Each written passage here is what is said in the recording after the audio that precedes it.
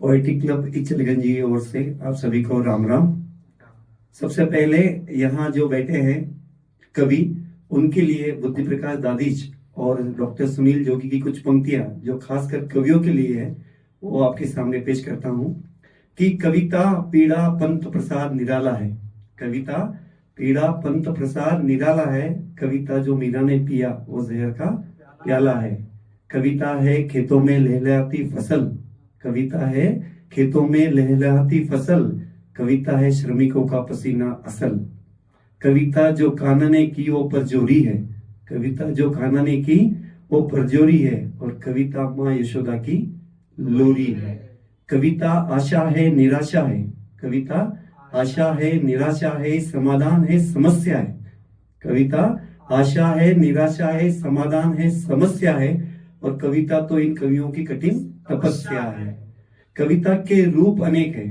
कविता के रूप अनेक है।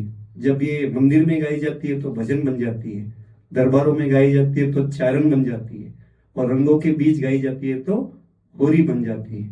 मत पूछो कविता की उड़ान, मत पूछो कविता की उड़ान, ये स्वाभिमान बन जाती है। और ये कविता ही है जो 1.25 अरब लोगों का राष्ट्रगान बन जाती है। जब राष्ट्रगीत अपना बजता है तो सब एक मुद्रा में खड़े हो जाते हैं। ये कविता की ताकत है। पिछले महीने पूरे भारतवर्ष में कृष्ण जन्माष्टमी बहुत धूमधाम से मनाई गई। यूं तो कृष्ण को परिभाषित करना किसी के बस की बात नहीं है, फिर भी कुछ पंक्तियां जो मुझे अच्छी लगी वो मैं आपके सामने रख रहा हूं। तो देह की परंपरा में नई सी लय का जन्म था। देह की परंपरा में नई सी लय का जन्म था। भय के गर्भ से अभय का जन्म था। भय के गर्भ से अभय का जन्म था। पापियों के लिए प्रलय का जन्म था। पापियों के लिए प्रलय का जन्म था। जन्म का समय नहीं था, वो समय का जन्म था।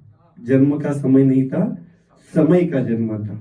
पिछले महीने जेल में जन्मा लिखूं या गोकुल का पन्ना लिखूं। जेल में जन्मा लिखूं या गोकुल का पन्ना लिखूं। देवकी की गोदी लिखूं या यशोदा का लन्ना लिखूं। देवकी की गोदी लिखूं या यशोदा का लन्ना लिखूं। रहोगे तुम फिर भी अपरिभाषित। रहोगे तुम फिर भी अपरिभाषित, चाहे मैं जितना लिखूं। गोपियों का प्रिय लिखूं या राधा का प्रियतम लिखूं। गोपियों का प्रिय लिखूं या राधा का प्रियतम लिखूं। रुक्मणी का श्री लिखूं। रुक्मणी का श्री लिखूं या सत्यभामा का श्री प्रीतम लिखूं। या सत्यभामा का श्री प्रीतम लिखूं। रहोगे तुम फिर भी अपरिभाषित, चाहे मैं जितना लिखूं। देवकी का नंदन लिखूं। देवकी का नंदन लिखूं या यशोदा का लाल लिखूं। देवकी का नंदन लिखूं या यशोदा का लाल लिखूं। वासुदेव का तनय लिखूं या नंद का गोपाल लिखूं। वासुदेव का तनय लिखूं या नंद का गोपाल लिखूं। रहोगे तुम फिर भी अपरिभाषित, चाहे मैं जितना भी लिखूं। नदियों सा बहता लिखूं। नदियों सा बहता लिखूं या सागर से गहरा लिखूं। नदियों से बहता लिखूं या सागर से गहरा लिखूं। झरनों सा झरता लिखूं या प्रकृति का चेहरा लिखूं। झरनों सा झरता लिखूं या प्रकृति का चेहरा लिखूं। रहोगे फिर भी तुम अपरिभाषित, चाहे मैं जितना भी लिखूं। आत्म चिंतन का चिंतन लिखूं। आत्मचिंतन का चिंतन लिखूं या प्राणेश्वर परमात्मा लिखूं। आत्मचिंतन का चिंतन लिखूं या प्राणेश्वर परमात्मा लिखूं। स्थिर चित्त योगी लिखूं या सर्वात्मा लिखूं। स्थिर चित्त योगी लिखूं या सर्वात्मा लिखूं। रहोगे तुम फिर भी अपरिभाषित, चाहे मैं जितना भी लिखूं।